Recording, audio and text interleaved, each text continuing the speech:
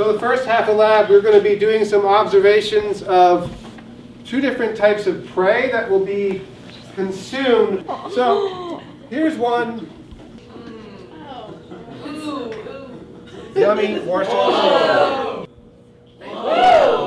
Data will be the consumption. Yeah. Should I just put the worms in a cup?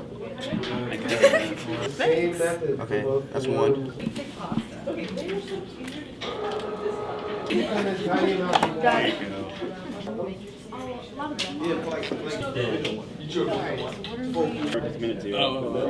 That looks like it's good. Just put.